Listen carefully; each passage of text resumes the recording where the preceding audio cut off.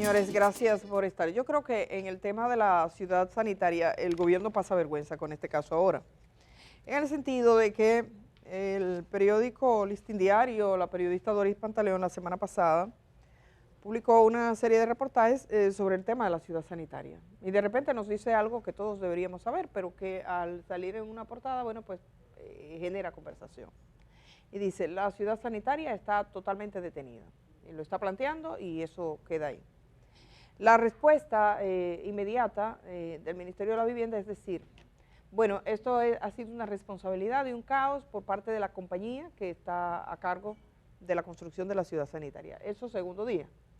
El tercer día el gobierno dice, hicimos una reunión y vamos a trabajar el lunes, a partir del lunes. Y ayer todavía, de alguna manera, se esquiva un poquito sobre las responsabilidades para que la ciudad sanitaria siga de este modo. Al parecer la ciudad sanitaria no fue una prioridad. Si este gobierno, porque bueno, nosotros si hubiese salido electo otro gobierno, en este momento estaríamos en plena etapa de transición y sería imposible para el gobierno que termina decir que haría la ciudad sanitaria. Es decir, que esa es una cuenta que se carga la nueva administración, aunque sea el mismo gobierno. Quiere decir que esta administración fracasó en el tema de la ciudad sanitaria. No fuimos nosotros, fueron ellos de los que decían que la ciudad sanitaria era una prioridad cuando inició la gestión. Y sí que se entiende que ese es un proyecto grande y que nació con muchísimos vicios, incluyendo que de los 6.000 millones de pesos que inicialmente se dijo que costaría la ciudad sanitaria, se ha disparado hasta ir más de 18.000 millones. Y se supone que los proyectos, contratos no deben exceder el 25%, algo que fue un problema también en muchísimas escuelas. Y el Estado Dominicano le buscó solución en las escuelas, mandó una ley para que habilitara la posibilidad de que en esos términos se podría acceder con nombres y apellidos de esas escuelas. O sea, soluciones pudo haber tenido. Finalmente tenemos una ciudad sanitaria que no funciona. Yo creo incluso que la ciudad sanitaria podría ser objeto como tal de una investigación porque hablan de equipos que se perdieron. Incluso llegó a tener la compañía que la construye un diferéndum público con el Colegio Médico Dominicano porque llegó a decir que si eran los médicos le llamaron de todo, ellos pidieron disculpas en un escrito, pero cada cierto tiempo sale que hay equipos que se dañaron. En República Dominicana es un crimen que equipos especializados en el área de medicina, que no le duelen a nadie, porque usted puede estar segura, de que si esos equipos fueran de una empresa privada, difícilmente lo van a tener en un rincón dañándose. O sea, ningún empresario privado compra, hace unas inversiones como las que se han hecho ahí para al final decirte esto ya se dañó. Entonces, le toca a este gobierno, le tocaba. Lamentablemente irá, pero de la culpa sí es verdad que el gobierno anterior incluso se cuestionó en su momento, pero ya este gobierno tiene 4 años y está terminando. Así es. Entonces, en 4 años no se pudo, es muy duro decir, no, que el gobierno pasado, sobre todo si es una conversación como que se olvidó. Quisiéramos recuperar parte de lo que se dijo ayer en la semanal, que es el espacio de diálogo del presidente de la República, recordando también, porque veo gente que siempre dice, si es necesario ese espacio, sobre todo se cuestionaba a partir del proceso electoral, recordando que incluso el doctor Joaquín Balaguer tuvo un día para hablar con la prensa, que era los jueves, hablaba, iban y le preguntaban. Entonces, en ese sentido uno defiende la prevalencia de ese espacio, la posibilidad de preguntar al presidente de la República y que responda. Además, en este caso estuvo acompañado del ministro de la Vivienda, señor Bonilla, que es que le toca fundamentalmente, después que todas las áreas de vivienda terminaran ahí, incluyendo la OISOE, que ya ustedes saben lo que ocasionó y que es objeto de escrutinio en muchísimos varios de los casos que lleva el Ministerio Público. Eso era una fuente de dinero para lo que sea. Vamos a ver lo que ellos dijeron ayer en esa rueda de prensa sobre el tema de la ciudad sanitaria. Sobre la ciudad sanitaria, esto es un problema que viene heredado de la gestión pasada, ya que a raíz de hacer una auditoría de la obra reflejó un rojo de más de 2.000 millones de pesos, casi 3.000, y nos vimos obligados entonces a exigirle al contratista que invirtiera ese dinero en la obra porque todos esos equipos estaban saldos. Pero él, para poner esos equipos a funcionar, estaba exigiendo pago, porque él es el único representante de esos equipos y el que tiene las claves de esos equipos. Entonces, pero yo no le puedo pagar porque hay un rojo en la obra. Entonces vino un proceso de negociación donde acordamos que se iba a licitar la parte de la obra civil, lo cual ya le hicimos, que eso ha sido un gran avance y por eso hoy el contratista nuevo va a poder empezar la obra porque hace 3 semanas que se le sacó el pago del inicial de esa obra y ya se está organizando para empezar a trabajar. Pero todo eso ha sido a raíz del problema que le estoy diciendo, que todos esos equipos saldos no se ponen a funcionar porque el único que tiene las claves es ese contratista porque es el representante exclusivo de esas marcas y nosotros no podemos tampoco tirar esos equipos a la basura. Había que tratar de buscar una solución con él, no se pudo y entonces ahora estamos procediendo legalmente contra él. Carlos, que se explique que esa obra, cuando nosotros llegamos, tenía un 73% de avance. No es cierto que estaba en 1.25. Es bueno que explique lo que nosotros hemos hecho ahí. Estaba un 73% de avance y hoy se encuentra un 85% de avance. La obra completa. Pudimos pagar de acuerdo a una cubicación que encontramos de la gestión pasada, o sea que pudimos pagar en base a esa cubicación alrededor de 500 millones de pesos y con esos 500 millones de pesos logramos un avance en la obra de 2.000 millones de pesos. O sea que nosotros pudimos eficientemente bajar ese rojo mucho más de lo que estaba, cosa que es un logro. Y por eso pudimos en el momento de COVID tener pacientes de COVID ahí. Estamos teniendo consultas externas en ese hospital y otras cosas como la planta de tratamiento y el avance en general de la obra, porque se ha avanzado un 13%, que como dije anteriormente representa casi más de 2.000 millones de pesos. Y en esa obra es bueno que se sepa porque, y esto lo dicen muchos especialistas en salud pública, primero la obra iba a ser de, no sé, 6.000, 7.000 millones, ¿verdad, Mario? ¿Cuánto era la obra original? El contrato original se adjudicó por 6.000 millones de pesos, pero solo la obra civil y después en una adenda se pusieron los equipos. Nunca se licitaron los equipos, por eso no hay un segundo lugar que yo le pueda adjudicar ese segundo lugar para que resuelva el problema del equipo. Porque nunca. Pero ya saben, de 6.000 millones estamos en 18. Efectivamente, yo lo que pasa es que si ellos lo dejaron, el Partido de la Liberación Dominicana lo dejó en 73. Pasados 4 años, este gobierno lo tiene en 85, son 12 puntos, ¿verdad? Los próximos 4 años, si son 12, nos quedaríamos en 97, hermano. Sí. Así las cosas. Como en el 30, al ritmo que vamos. Pero a mí me extraña porque el presidente dice que lo va a terminar en esta administración. Ahora, antes de agosto.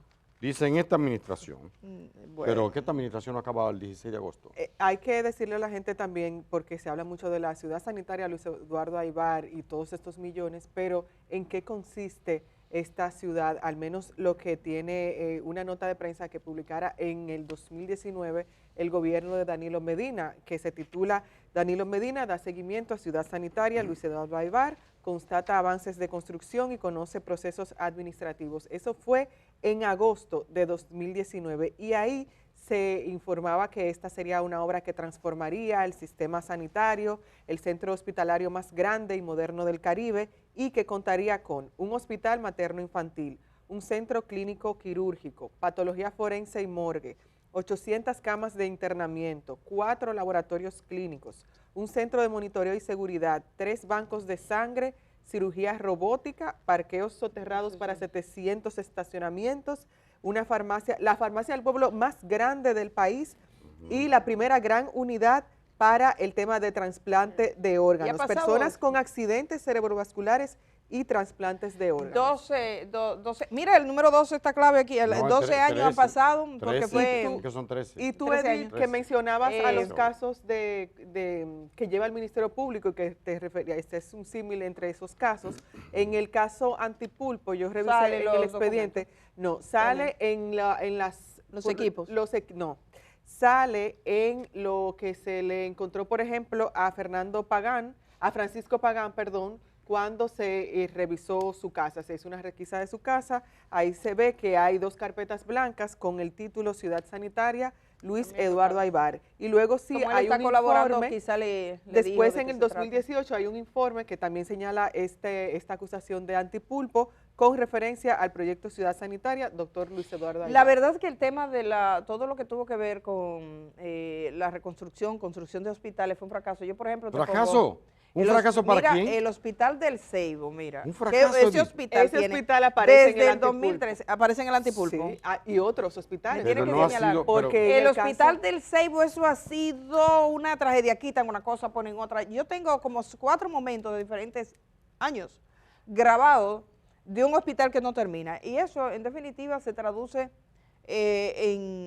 para la vida de las personas, en una situación que debería ser objeto de algún tipo de escrutinio Lo que judicial. pasa, Edith y Germán, es que, y me quiero referir a eso de los hospitales, ahora que tú lo mencionas, lo que pasa es que, por ejemplo, en el caso de Antipulpo, un gran componente de ese caso, que por cierto se pospuso la audiencia porque Pagán justamente tiene temas de COVID y demás, pero esos son otros 500. Entonces, en esta acusación se menciona uno de los componentes a los que llegó, de acuerdo al Ministerio Público, el tentáculo del pulpo fue a los hospitales, y ahí aparece, por ejemplo, el Hospital del Ceibo, pero hay otros porque pues se atribuye que por medio de esas empresas que tenía, Medical Supply, etcétera, también se trataba de, entre comillas, equipar del hermano del presidente, se trataba de equipar a estos centros, pero en realidad no se hacía, o se hacía con equipos que no eran los que se contrataron inicialmente. Entonces, por eso, Antipulpo contiene mucho de los centros hospitalarios. Tú sabes Pero- quisiera referirme a algo que dijo el presidente ayer en la semanal, porque le Disculpe, Edith, preguntaron. antes de pasar para allá, para Ajá. eso, déjame decirte que no fue un fracaso. El tema de los hospitales, Edith, no fue un fracaso. Ha sido un fracaso para nosotros, es un fracaso para los pacientes, un fracaso para la gente, para el pueblo, pero para los que estaban ahí detrás de ese negocio, no. 56 hospitales intervenidos simultáneamente, una locura. Eso no se hace ni en China, que tienen todos los recursos del mundo y son 1.400 millones de gente y te hacen un hospital en 10 días. Ni en China se intervienen 56 hospitales al mismo tiempo, y aquí se hizo. Pero fue un fracaso, Edith, para nosotros, para los que estaban ahí, como esos pulpos, como esa gente que tenían esa contrata, para los que multiplicaban los presupuestos, para ellos fue un éxito. De hecho, Francisco Pagán, implicado en el caso, ¿cuál es el caso de él? Principalmente el Pulpo. El Antipulpo. pulpo también. Él aparece en otro pero tipo de aparece en declaraciones, pero porque vamos- la sí. OISO era... Es bastante, Exacto. tiene muchos tentáculos. Ajá. Pagán ha devuelto más de 200 millones de pesos. Él, mire, señor, si esto no era mío, tengan. Y lo devuelve, 200 millones. Entonces, para él no fue un fracaso. Para él, en absoluto, fue un éxito total, económicamente hablando, por supuesto. Mira, solo referirme a algo que al presidente le preguntaron sobre las declaraciones ayer del director de Migración, que son unas declaraciones que sorprenden. Dice el director de Migración que el Ministerio Público no les está colaborando en los procesos de repatriación, es decir, para ellos buscar las Hacer el debido personas, proceso. y habla del debido proceso y que le han acusado. La verdad es, Indira, que nosotros que hacemos aquí solicitudes por ley de libre acceso a la información pública, vamos a formular la pregunta a la Dirección de Migración y al Ministerio Público, a ver cuántas veces la Dirección de Migración pidió al Ministerio Público algún tipo de asistencia para estos procesos. Es decir, se le puede preguntar a la magistrada Miriam Germán si tiene una carta del director de Migración donde le diga: estamos iniciando en República Dominicana un proceso que tiene un alcance relevante, y como vamos a tenernos al debido proceso, queremos que el Ministerio Público participe. Se le pregunta tanto a la magistrada Miriam Germán como al director de Migración. De hecho, estamos formulando varias preguntas a diferentes dependencias, porque ciertamente a nosotros nos sorprende, por ejemplo, los operativos hechos de noche, al amparo de la noche, Edith, sin ningún tipo de criterio, y ya hemos tenido denuncias de este tipo, e incluso el Ministerio Público podría tomar la palabra y decir: oye, cuando estas cosas ocurren, porque son de las cosas que el Ministerio Público es como si no hubiese. Cuando yo veía esas declaraciones, incluso le puse un signo de interrogación, porque, y bueno, te lo iba a comentar hoy, como parte de esos trabajos que nosotros realizamos en Dajabón, que fue donde el director de Migración dio esas declaraciones, parte de esos trabajos también se referían a las deportaciones y al proceso que se lleva a cabo con esas deportaciones. Y sí tuvimos muchas quejas y muchas denuncias de cómo irrumpen los militares y quien sea, irrumpen a las casas de estos migrantes en horas de la madrugada y demás. ¿Qué pasa con esto? Que se supone que hay aquí leyes que se tienen que seguir. Como parte de las leyes de República Dominicana, algo que queda muy claro es que en República Dominicana se respeta el espacio, hay unas normas de migración donde se exige que quienes entren aquí y que quieran hacer vida aquí en cualquier sentido, lo hagan de manera regular. Ahora bien, esas personas que están en situación irregular, por ley, tienen que devolverse a sus países de origen. Ahora bien, el tema aquí, y vuelve una vez más, el del debido proceso. ¿Cuál sería el proceso que signa la ley, que está en la ley, que se supone que se tiene que seguir para realizar estas repatriaciones? Eso es lo que ha fallado y lo vemos no solamente en cuanto a que entren de noche o de madrugada, que no es el horario en que tendrían que entrar, sino con otros ejemplos. Venimos de un caso muy reciente que fue el de una jovencita que habría que ver en qué está ese caso, que fue a la justicia, que un oficial abusó de ella. Y algo, además de ese tema del abuso, algo que salió a colación fue las condiciones en que se hizo ese supuesto operativo. Y que dijo migración que no eran de ellos, que eso no fue ellos que lo hicieron originalmente, entonces fueron militares y se supone que fue, qué sé yo, la institución militar que participó, no voy a mencionar ninguna porque se me va y no quiero ser inexacta.